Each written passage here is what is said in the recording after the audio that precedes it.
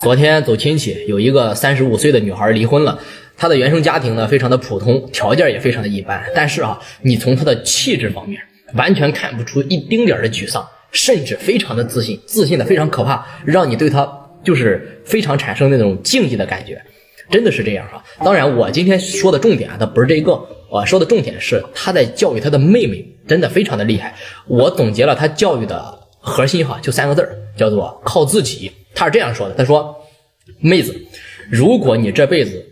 还想要自己有那么一丁点的小出息，甚至说你还想要变强的情况下，那么你唯一的出路就是靠自己。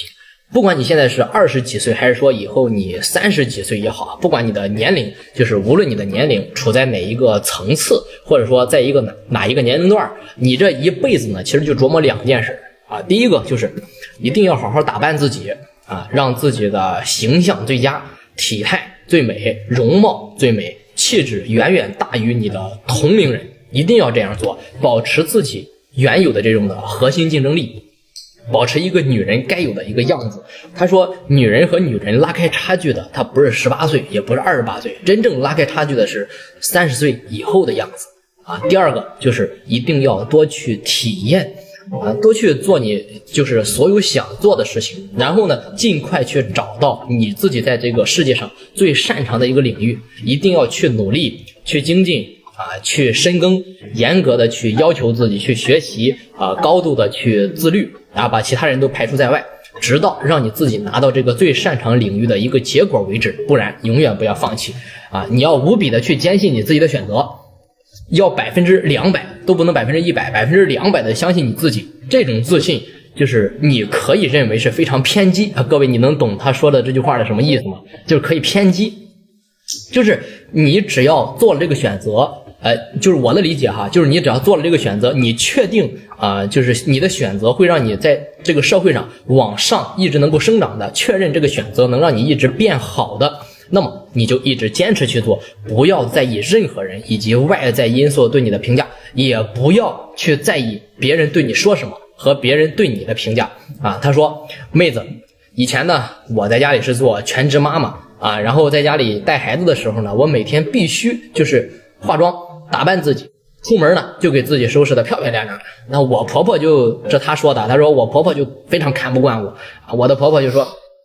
你看你都当妈了你都当妈妈了，都有孩子了每天在家里带孩子做饭就可以了，你搞这么好看干嘛呢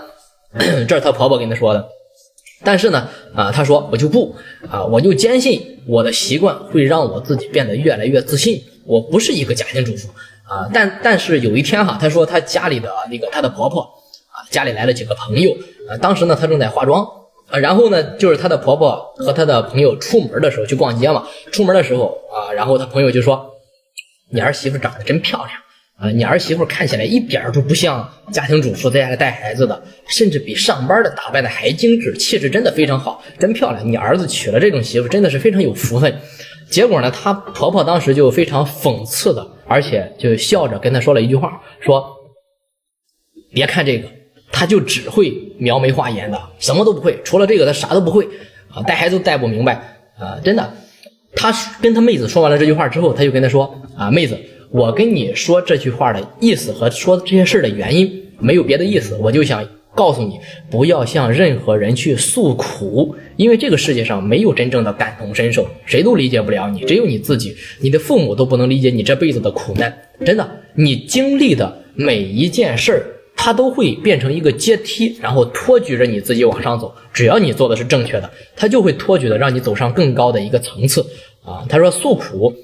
诉苦这件事怎么说呢就我的理解就是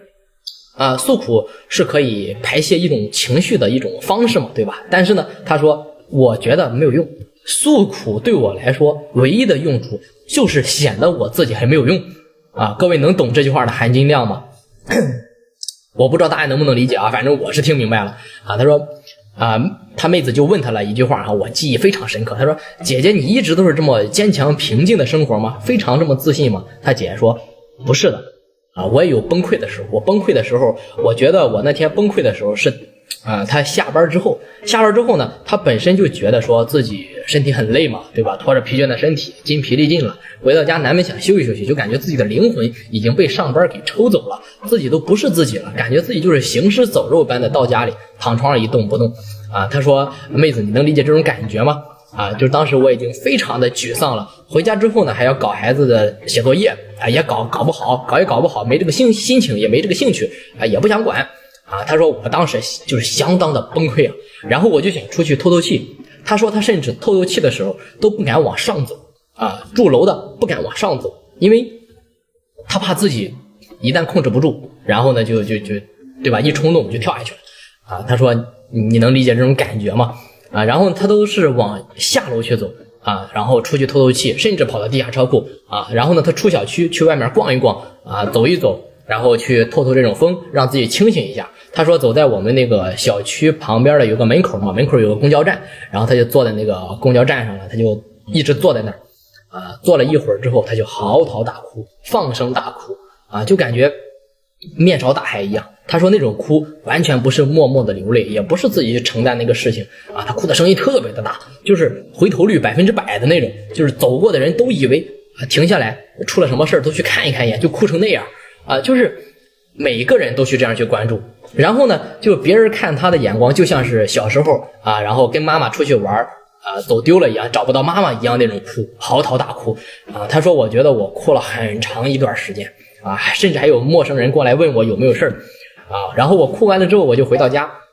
他说当时我的女儿还没有睡觉，还在那里等我，还说妈妈你去哪里了，为什么这么长时间还没回来？就那一刻他说他自己都不知道该说什么，他都无法去形容他自己现在这个状态，他无法去跟他女儿去表达这种情况，他也无法去形容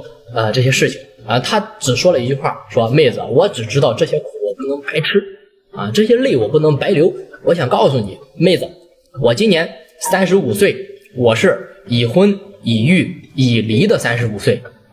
是经济独立父母健在包括身心自由的35岁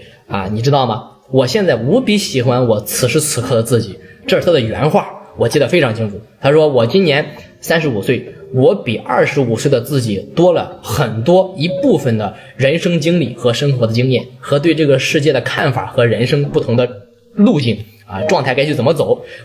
当然我比45岁又有年轻又有精力又充沛又有气质，我觉得此时此刻是我自己人生当中最高光的一个时刻，人生大事我几乎全都体验完了，不过寥寥如此，剩下的时间全部都属于我自己的时间，谁都不能来阻拦我，甚至我的父母，包括任何人。我要走我自己的路，我可以尽可能的完全去支配我自己剩余的时间和对这个社会和就是人的成长。他说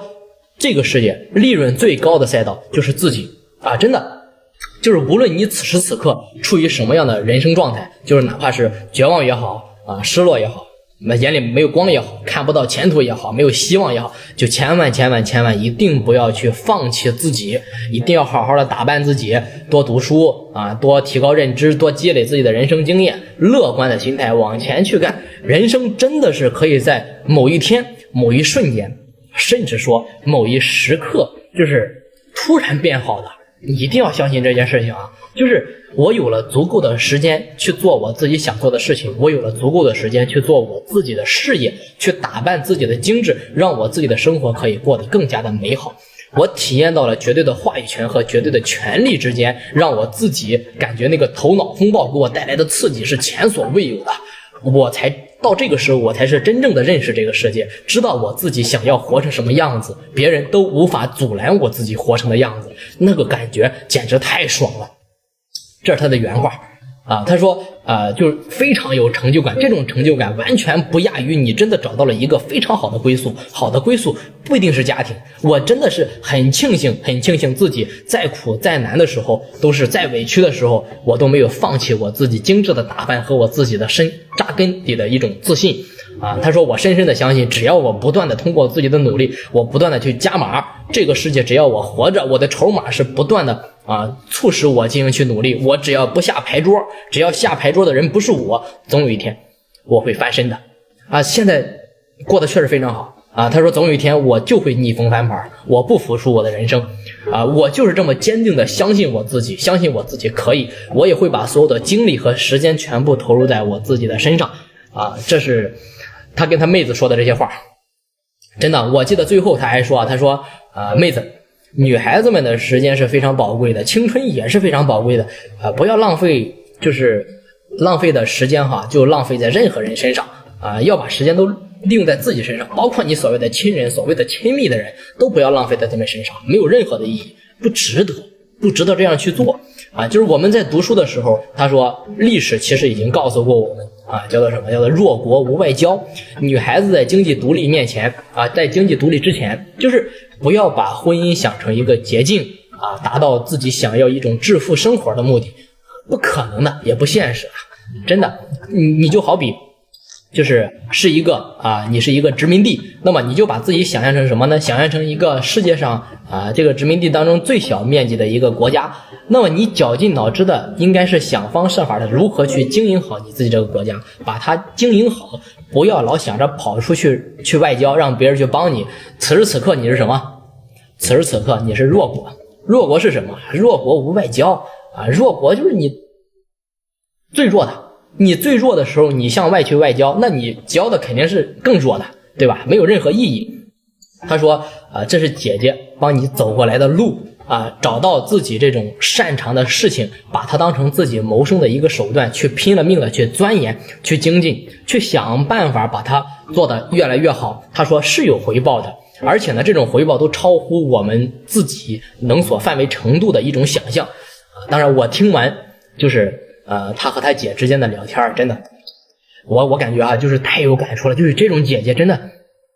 上辈子积福真的她这个妹妹，我就感觉此时此刻这辈子她学到了没有人教给她的东西，真的谁都不会教给她所以说大家有没有发现一个事情就是无论当下你自己有多么的痛苦，或者说无论你当下有多么的绝望，乃至你的生活有多么的艰辛艰难，其实大家都是一样的，拼的是什么？拼的只要是你坚持咬咬牙去挺过来，那么等到你成长之后再回来去看看你这个时刻觉得人生尔尔也不过如此。真的，虽然大家可能回想起来之后很有可能会不由自主的流泪，眼睛里含着泪光，但是吧你就会发现你自己是不是变坚强了，变得非常的坚强，变得非常的勇敢了，对吧？其实那些你看曾经那些夜不能寐的焦虑困扰你的事情，让你不断流泪的东西，只是我们成长过程中一个长线心电图当中的一次跳动的震动而已，它不是长久的，它也不会让你痛苦太久。所以说自信一点，把自己如果说你感觉你自己不够精致那么你打扮好，把你最美的照片就放在评论区如果说在生活当中遇到困难，感觉自己不自信的时候，你就再回来我的评论区看看你自己的照片，看看你下面有多少人在羡慕你，评论他底下有多少人羡慕你的身材，羡慕你的长相呢，对吧？那么你的自信不就瞬间又来了吗？所以说一定要活在世界上，给自己加个油当然陌生人祝你越来越好。